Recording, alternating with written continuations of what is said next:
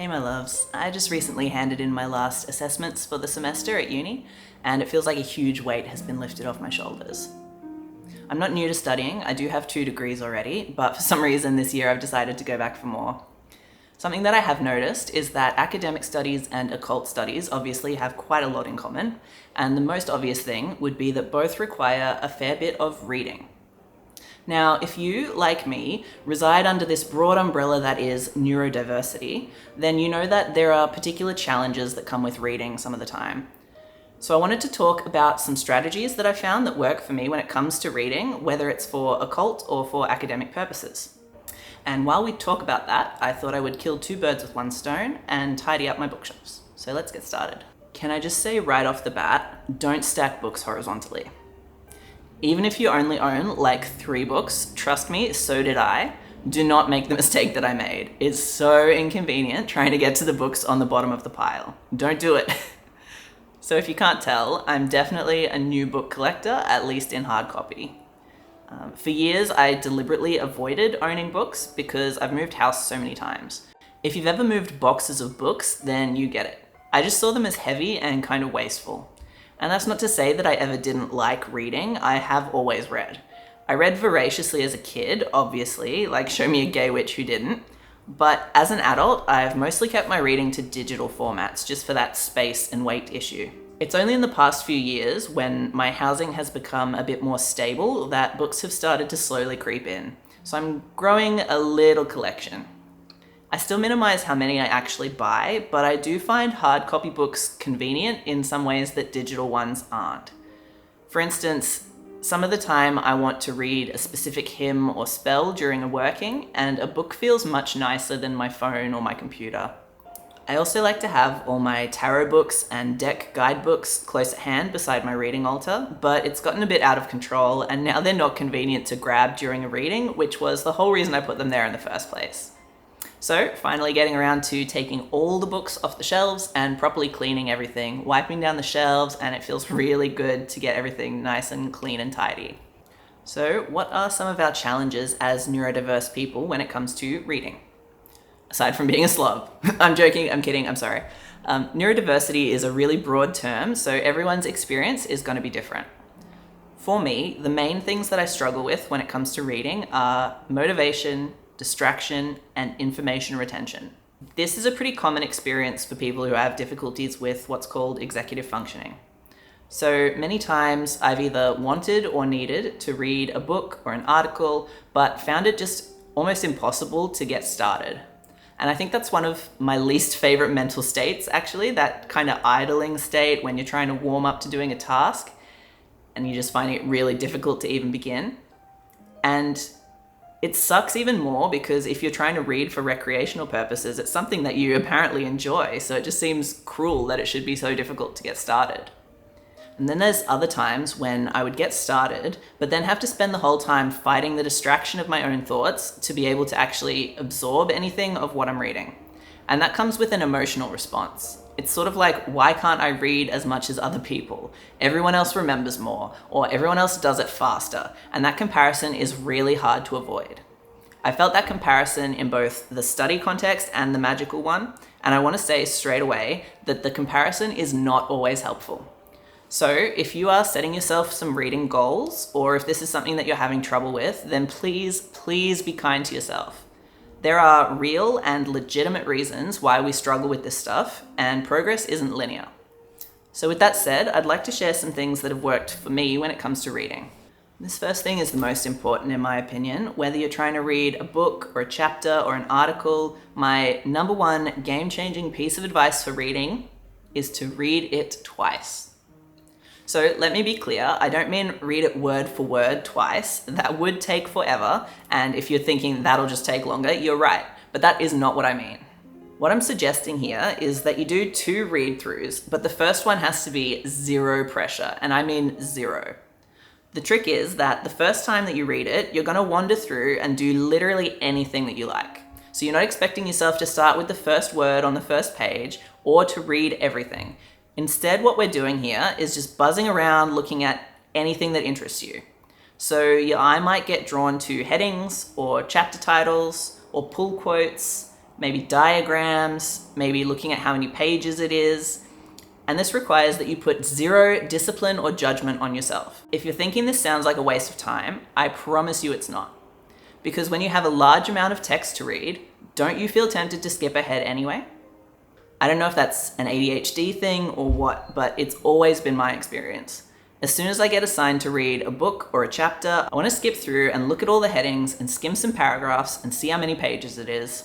And of course, I look for pictures. For some reason, I think we get the idea that we need to suppress that urge, like that it would be wrong and cheating, and we need to start at the first word on the first page and read and absorb as we go. And I just think that couldn't be further from the truth. I reckon let yourself wander the first time and allow yourself an initial reading where you just do whatever the fuck you want. The reason that this works is because the more times that you encounter a subject, the more familiar you become with it. And that means you're more likely to retain information. So when you've done this first casual reading, you've seen some headings or chapter titles, or you've seen diagrams. Again, I know we all look for a page with a picture. You've encountered some of those terms or topics or structures at least once before. So then, when you go to start the second read through, you're going to feel more comfortable with the subject matter. And that means you're more able to retain what you read.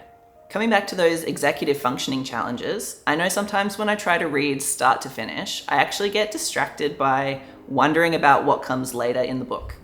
So the first read through removes that distraction because I'm allowed to just go and look.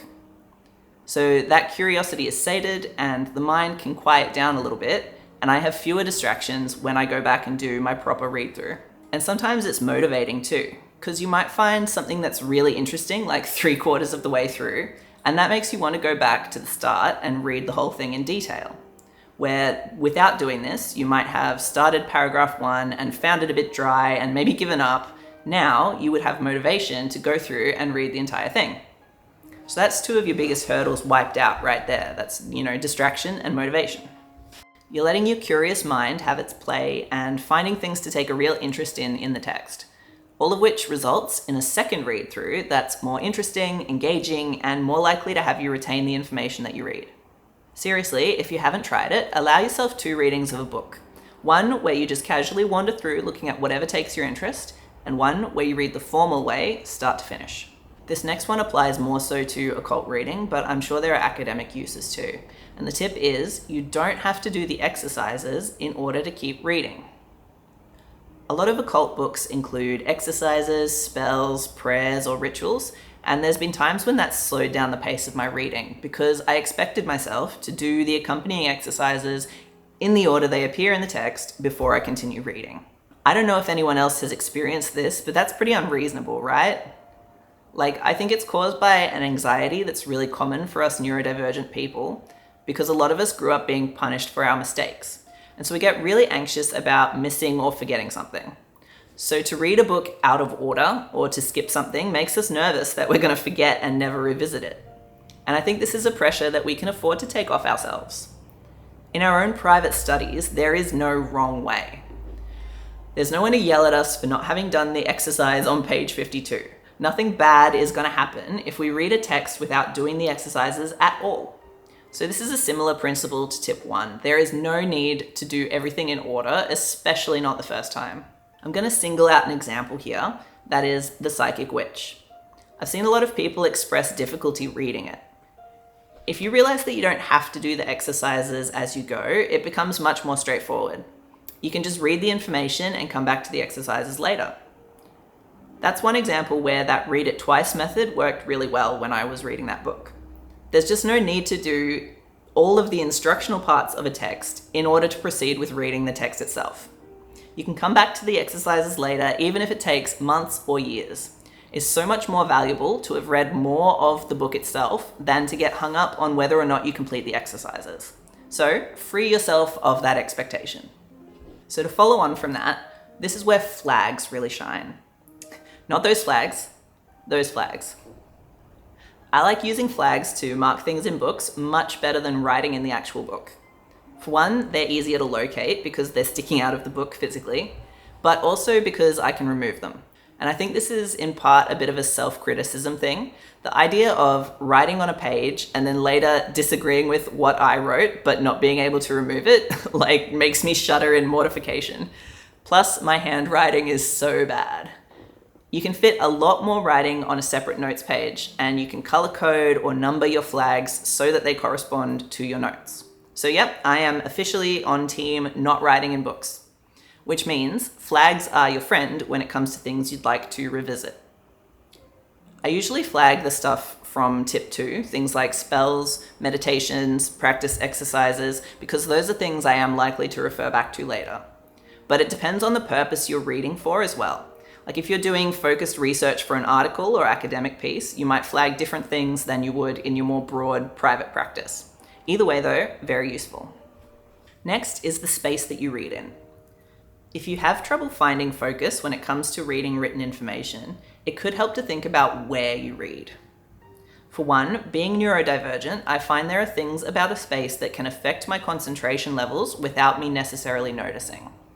I'll realize I'm feeling kind of flighty or nervous or distracted for apparently no reason, and often it's actually one of these. So if you're having difficulty, here are a few things that you can check. Lighting.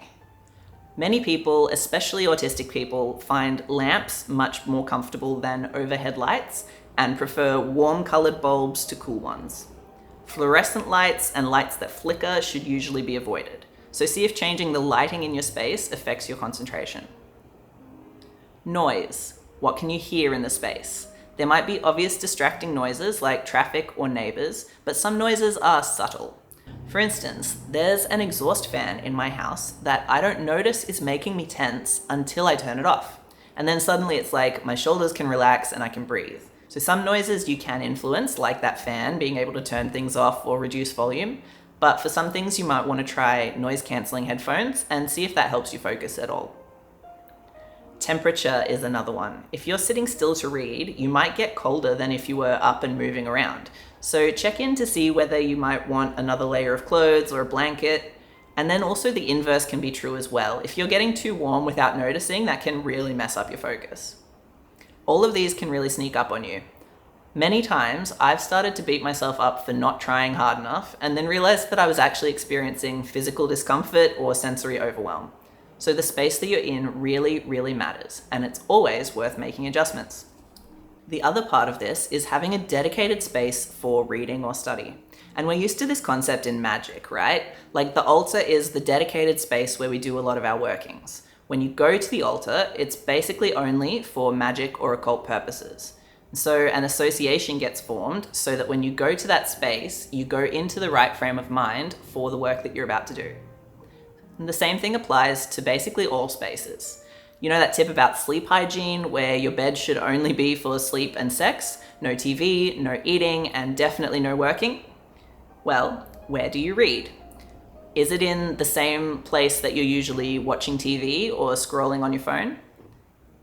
If it is, wouldn't it make sense if you feel tempted to do those things when you're trying to read?